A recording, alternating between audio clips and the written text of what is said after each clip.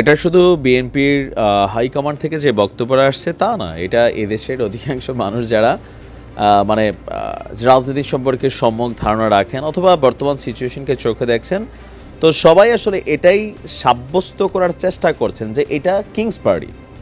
আর দেখবেন যারা ক্রিটিক আছেন বা এই বিষয়গুলোকে নিয়ে বিশ্লেষণধর্মী কথা বলেন গণমাধ্যমে অথবা টেলিভিশনে অথবা প্রিন্ট মিডিয়াতে, তো ঘুরিয়ে ফিরিয়ে এক একজন এক একভাবে বলার চেষ্টা করছেন যে ছাত্রদের এই জনশক্তি দলটি এটা বেসিক্যালি একটা কিংস পার্টির আদতে হতে যাচ্ছে কিনা। মানে ডক্টর মোহাম্মদ ইউনূস সরকারের প্রতি একটা সন্দেহের মানে প্রকোপ রাজনৈতিক দলগুলোর মধ্যে কাজ করছে। এর মাঝখানে সর্বপ্রথম স্বাভাবিকভাবে বিএনপি, কারণ এই মুহূর্তে যদি কোনো নির্বাচন হয় রাইট নাও, বা কেউ কেউ বলছেন যে 2 বছর পরে হলে বিএনপির জন্য নেগেটিভ হবে, আর আমার কাছে মনে হয় না বিষয়টা নেগেটিভ হবে।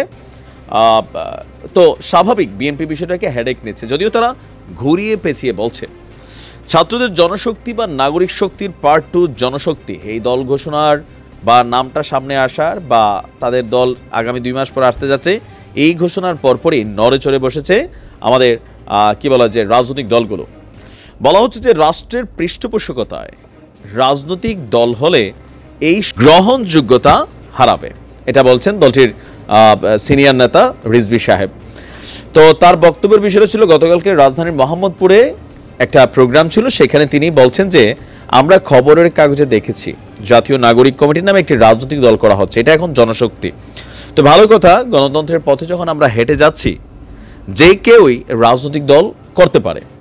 অন্তর্বর্তী সরকার বা যারা এটা করছেন বৈষম্য বিরোধী ছাত্ররা যারা নেতৃত্ব দিয়েছে তারা যদি দল করে খুবই ভালো কথা, কিন্তু এটা যেন কিংস পার্টি না হয়। রাষ্ট্রের পৃষ্ঠপোষকতায় কোনো দল গঠন করার প্রক্রিয়া যদি হয় তাহলে এই সরকারের গ্রহণযোগ্যতাটা হারিয়ে ফেলবে। তিনি বলছেন আমরা একটা জিনিস দেখছি যে এই দলকে সুসংগঠিত করার লক্ষ্যে ইতিমধ্যে যে কমিশনার কাউন্সিলরদের বাদ দেওয়া হয়েছে তাদের সেখানে নেওয়া হবে এমন কথা হচ্ছে। তো এটা আমি মোটা দাগেই বলছি আগেও যে যারা কাউন্সিলর নির্বাচিত হয়েছে বা এখনও আগামী দিনে যদি নির্বাচন হয়, মেয়র নির্বাচন, ইউনিয়ন পরিষদ নির্বাচন, জাতীয় নির্বাচন, তো এখানে আধিপত্যের দিক থেকে 95% এখন এটা থাকবে না। আওয়ামী লীগের সময় হিসাবটা একরকম ছিল, এটা আমরা ধরে নিতে পারি জামাতের অনুসারী আছে, আওয়ামী লীগ আছে, বাদ দিলে তারপরেও যে কোনো দলের মধ্যে বা যে কোনো পরিষদের মধ্যে যেই প্রতিনিধিরা থাকবেন 70% এটা বিএনপিপন্থী হবে। আর আওয়ামী লীগের সময় শতভাগ হওয়ার কথা ছিল, বাট শতভাগ ছিল না, 5% ডিফারেন্ট ছিল। কিন্তু ডিফারেন্টও কারা ছিল? ম্যাক্সিমাম জায়গায় আওয়ামী লীগের এক প্রার্থী বিদ্রোহী প্রার্থী হয়ে যেতেন, আরেক প্রার্থী দলীয় প্রতীকে নির্বাচন করতেন। তার মানে বিদ্রোহী প্রার্থীর বিজয় মানে আওয়ামী লীগেরই বিজয় ছিল, তাই না? বাট তিনি নৌকার বাহিরে গিয়ে নির্বাচনটা করতেন, কিন্তু অন্তঃকরণে তো তিনি নৌকার লুকে ছিলেন। আপনি ব্যারিস্টার সুমন রে দেখেন, দিন শেষে সরকার পতনের আগ মুহূর্তে তার ভূমিকাটা কি ছিল? তো তার মতন সবাই আওয়ামী লীগের পক্ষেই ভূমিকা রাখছে, এটা হচ্ছে বাস্তবতা। তো তিনি এই কথাটা বলছেন রিজভী সাহেব যে আওয়ামী লীগের আমলে শেষ যে নির্বাচন হয়েছে এখানে যারা নির্বাচিত হচ্ছে সবাই হচ্ছে আওয়ামী লীগ ম্যাক্সিমাম, আর তারা জুলাই আগস্টের স্পিরিটকে নষ্ট করার জন্য বিভিন্নভাবে ছাত্রদের উপর তারা গুলি করেছে বা আরও বিভিন্ন ধরনের অ্যাক্টিভিটিসে তারা লিপ্ত ছিল। আর এই কথাগুলো কিভাবে বলা হচ্ছে মিডিয়া প্ল্যাটফর্মে, সেখানে থাকা কাউন্সিলরদেরকে নিয়ে অনেকেই যার যার স্থানীয় কাউন্সিলরদেরকে যারা চিনেন তারা কিন্তু প্রতিবাদে লিপ্ত হয়েছেন। এখন আমাদের এই ছাত্রদের রাজনৈতিক দলটা ঘোষণা আসার পর বিশেষ করে ক্রিটিক যারা আছেন তারা তো সমালোচনা করছেন, আবার কেউ কেউ স্বাগত জানাচ্ছেন।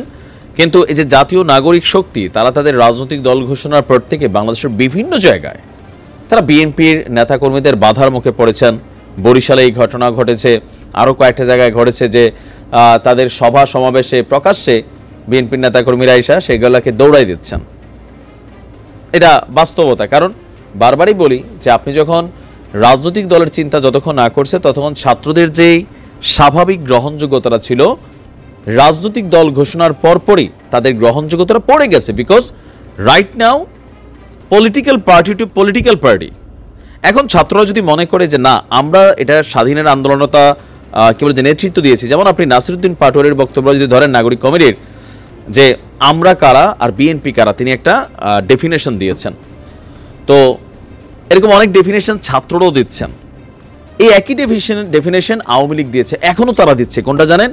71-এ বাংলাদেশ স্বাধীন করছে বঙ্গবন্ধু শেখ মুজিবুর রহমানের নেতৃত্বে, সুতরাং এই দেশটা আমাদের, বাকি যারা আছে কেউ স্বাধীনতার পক্ষের শক্তি না। এরকম একটা মেন্টালিটি ছাত্রদের মধ্যে, মানে কতিপয় ছাত্রনেতার মধ্যে এই ভাবটা দেখা যাচ্ছে। তো এই ভাবটা যখন আপনি রাজনৈতিক দল করে এটার ক্রেডিট নিতে চাইবেন, তখন আপনাকে ডিফিট হতে হবে। আপনি রাজনৈতিক দল না করলে আপনার এই বক্তব্যগুলো একরকম হয়ে যায়। এখন আপনি যখন রাজনৈতিক দল করে বলতে চাইবেন যে আমরা নেতৃত্ব দিছি, আমরা এটা করছি, তো আপনার এটাকে আপনি কোথায় নিয়ে যাচ্ছেন? ক্ষমতার দিকে। তো ক্ষমতার পথটা তো হচ্ছে আলাদা, পলিটিক্স, নোংরামি আছে, বাকযুদ্ধ আছে, মাঠের যুদ্ধ আছে, নির্বাচনের দিন ভোট কেন্দ্র দখলের যুদ্ধ আছে। যখন একটা নির্বাচন চলে আসবে অন্তর্বর্তী সরকারের পরে, আমরা যখন দেখব যে তত্ত্বাবধায়ক সরকার আসবে, নির্বাচনী সরকার, ওই সরকার তো আর এখানে কাউকে প্ল্যাটফর্ম দিবে না। ওই সরকার সার্জিস্ট্রিককে এটাও চিনবে না, আর মুখলেসকে এটাও চিনবে না, বিএনপিকে এটাও চিনবে না, জাতীয় পার্টিকে এটাও চিনবে না। তো ওইরকম পরিস্থিতি হলে বাংলাদেশে বরাবরই ভোট কেন্দ্র দখলের একটা প্রবণতা থাকে। সেনাবাহিনী তো এখনও মাঠে আছে, তখনও মাঠেই থাকবে, এখনও কত কিছু ঘটছে, তখনও তো ঘটবে।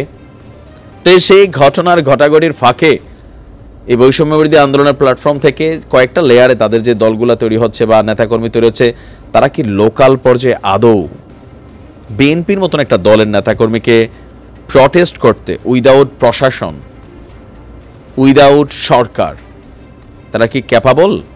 কোনোভাবেই না। এখন যে ঐক্য আছে সেটা তো থাকবে না। রাজনৈতিক দল গঠন হোক, এটা কিন্তু সবাই চাচ্ছেও না।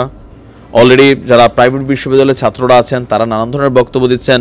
সমন্বয়কদের মধ্যে অনেকে অনেক ধরনের বক্তব্য দিচ্ছেন, কেউ কোথাও কোথাও পদত্যাগ করছেন, নিজেদের মধ্যে সম্পর্কের টানাপোড়েন ঘটছে। তো এই সকল কিছুতে বিভাজিত হয়ে যাবে। আর যখন নির্বাচন আসবে, এই বৈষম্যবিরোধী প্ল্যাটফর্মে যারা ছাত্র পরিচয়, অনলি ছাত্র, তাদেরকে পিছনে দেখছেন, এরা কিন্তু সবাই ছাত্র না।